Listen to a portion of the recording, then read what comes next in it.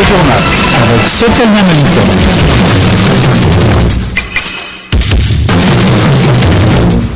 Il est 16h, bienvenue à cette édition. En sommaire, les syndicats des surveillants de prison et autres syndicats ont condamné la libération des 4 terroristes, surtout en contrepartie de la libération de l'otage français. Le syndicat des surveillants de prison menace d'aller en grève de 48 heures suivi d'une marche.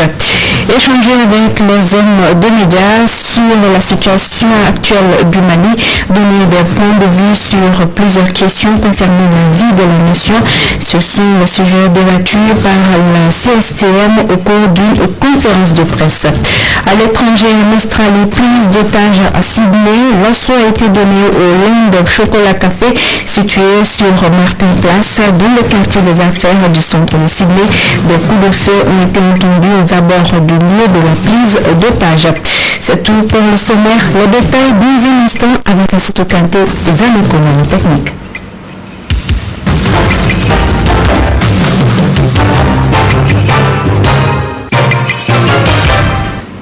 Le syndicat des surveillants de prison appelle à une grève de 48 heures suivie d'une marche jeudi prochain. Cela fait suite à la libération de 4 terroristes par les autorités maliennes, y compris Mohamed Ali Wadoussen.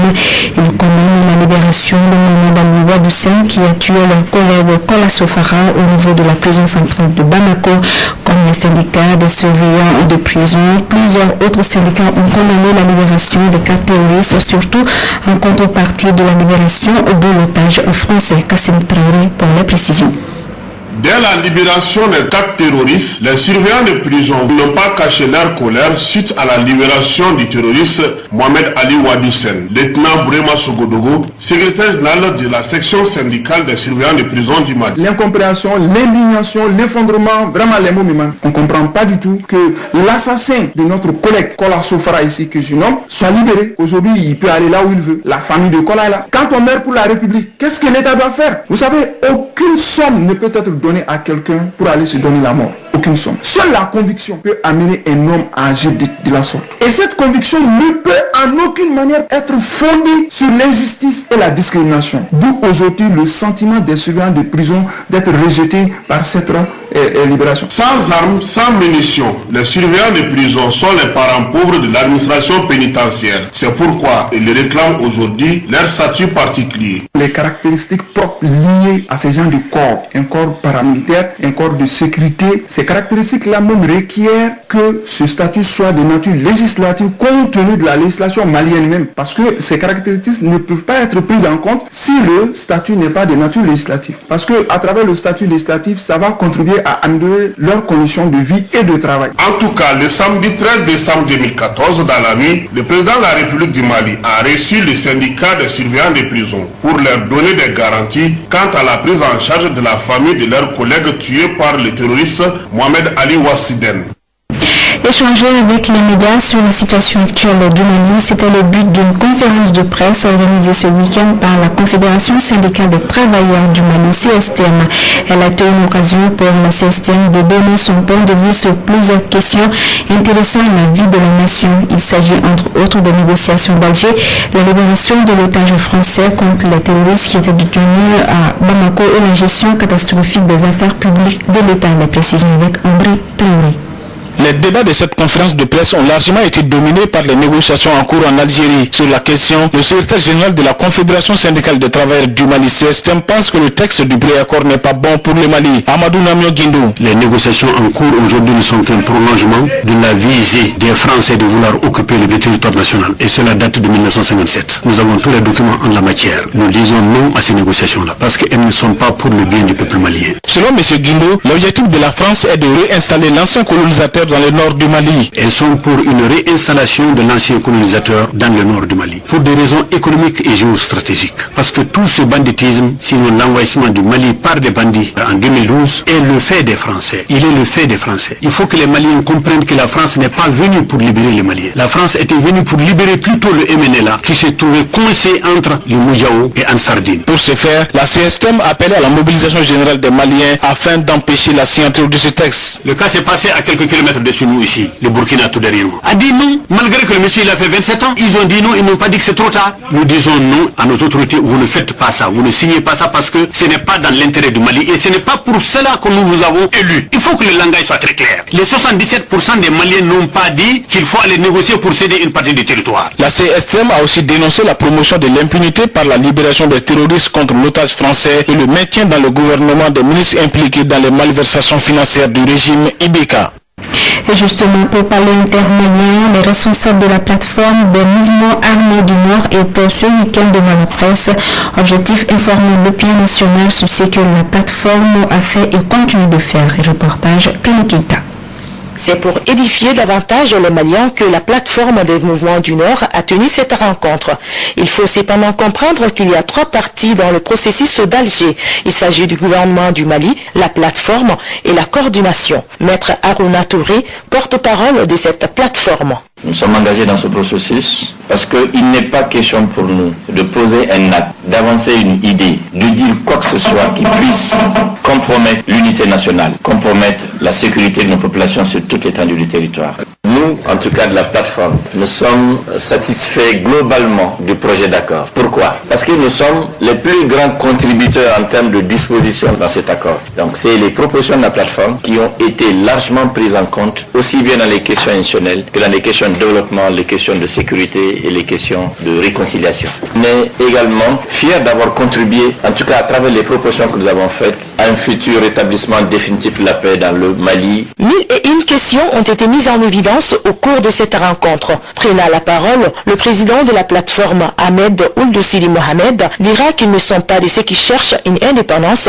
un fédéralisme, ni une autonomie pour le nord du Mali. Mais par contre, ceux qui pensent que des solutions appropriées doivent être prises pour la paix. Ce qui compte pour nous tous, quels que nous soyons, où que nous soyons, l'essentiel pour nous tous, c'est la paix. Nous la voulons, nous y tenons, mais les autres, je pense qu'ils ne cherchent que la paix aussi. Et peut-être ils auront la chance de vivre en paix. Et nous espérons de tout cœur que nous soyons tous présents encore au moment où notre peuple, au nord comme au sud, puisse profiter de cette paix. À noter que cette plateforme regroupe 5 mouvements qui sont entre autres CMFPR, le mouvement arabe de l'Azawad MAA, le CPA, le groupe autodéfense Touareg Ngad Yadi, Gatia et le mouvement populaire pour le salut de l'Azawad MPSA.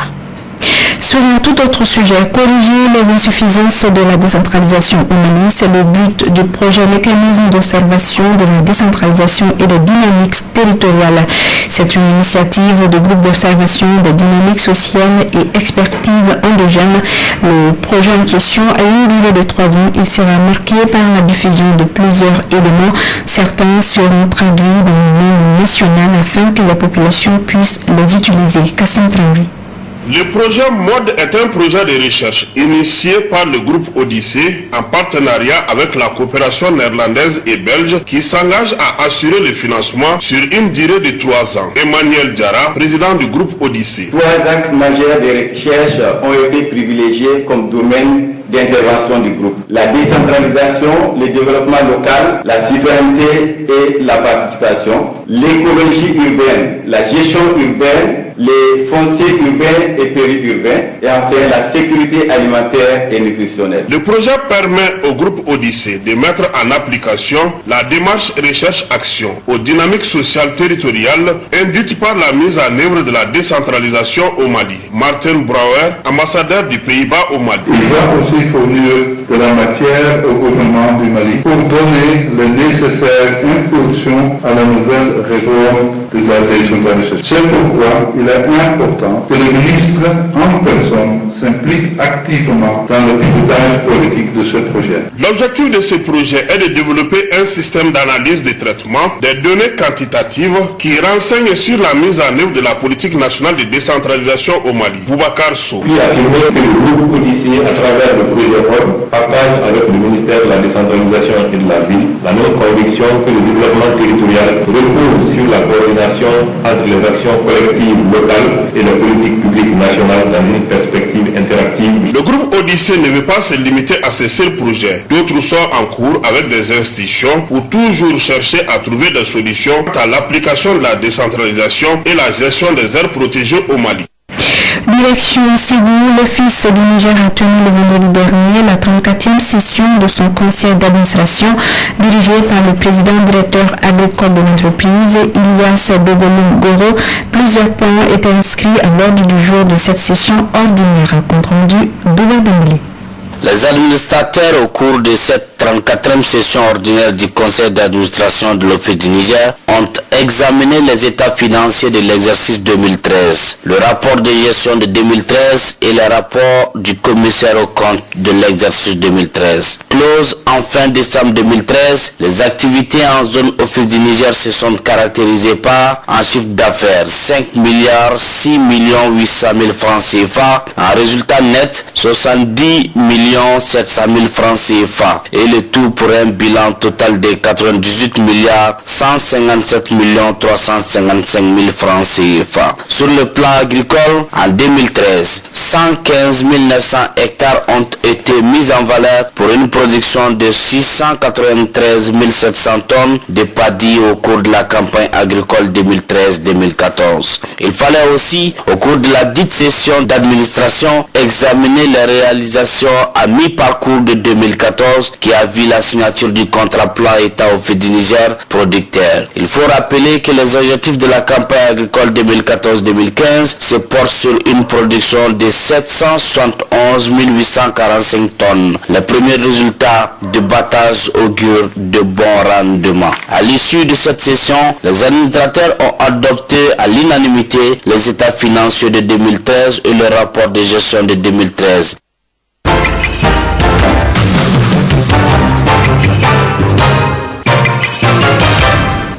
Actualité internationale au Sénégal, le premier forum sur la paix et la sécurité en Afrique s'est ouvert ce matin. Ce rendez-vous est destiné à mobiliser le continent face au djihadisme au Sahel ou encore contrer les insurgés islamistes armés de Boko Haram au Nigeria.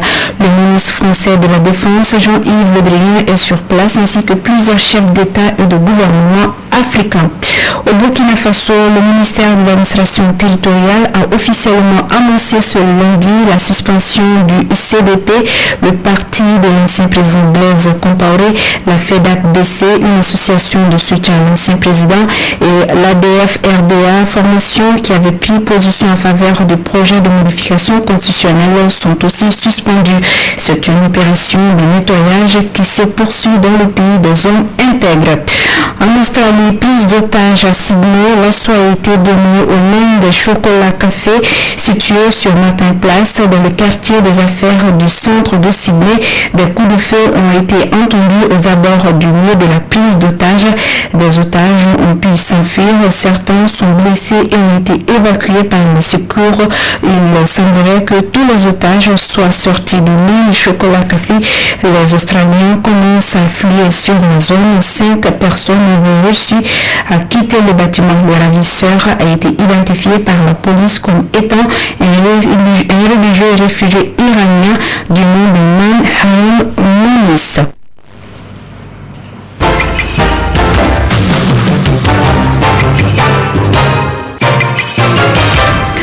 Retour à l'actualité nationale pour parler de santé sport, lutte contre la maladie à virus Ebola. Le bureau Veritas Bivac Mali s'engage. Il a organisé un match gala entre les travailleurs du bureau pour mieux sensibiliser le public sur l'application des mesures de prévention contre la maladie à virus Ebola. Le match a eu lieu le week-end dernier au stade Ouenzin Koulibaly. Mariam Kouaté pour les détails. La lutte contre la maladie à virus Ebola s'intensifie d'une manière ou d'une autre dans notre pays. Le bureau Veritas Bivac Mali a organisé un match de gala le week-end dernier au stade Ouenzin Koulibaly pour mieux faire passer le message du lavage des mains au savon. Les agents du bureau Veritas se sont imposés 1-0 au personnel du scanner. Plusieurs personnalités, dont le directeur général du bureau Veritas Bivac Mali, Laurent Gouenil, étaient présents. Dans son allocution d'ouverture, il s'est réjoui de l'organisation de cette journée de sensibilisation sur la maladie à virus Ebola qui leur permettra de lutter contre ce fléau. Son kit sanitaire de prévention contre la maladie à virus Ebola ont été réunis à Mohamed Sobatera, le représentant des bénéficiaires du quartier Hippodrome. Il a salué ce geste à sa juste valeur et a promis de remettre ces kits à 100 familles qui en feront bon usage. Les spectateurs également, présents dans les gradins, ont reçu chacun des produits désinfectants. Rappelons que pour le moment, seule l'application des mesures de prévention sanitaire peuvent nous épargner de cette maladie. Culture pour terminer, la deuxième édition du Festival international de percussion de Sousse s'est déroulée le 5 et 11 décembre dernier en Tunisie au milieu d'autres artistes de nationalités différentes. L'artiste Davara et son groupe ont honoré le Mali. Notre reporter Guillaume Dembélé était aussi présent et voici son billet retour.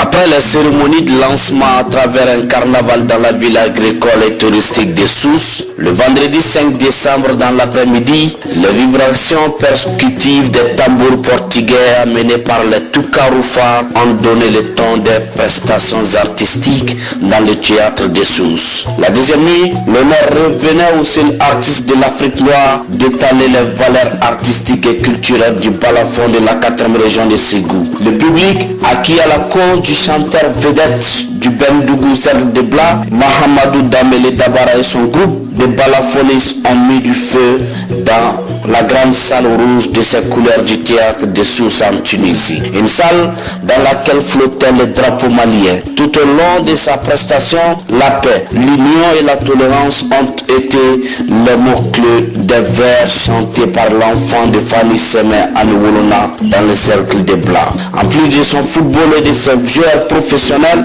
le Mali est désormais connu en Sousse, en Tunisie, à travers le balafon et l'artiste Mahamadou Dambélé Dabara.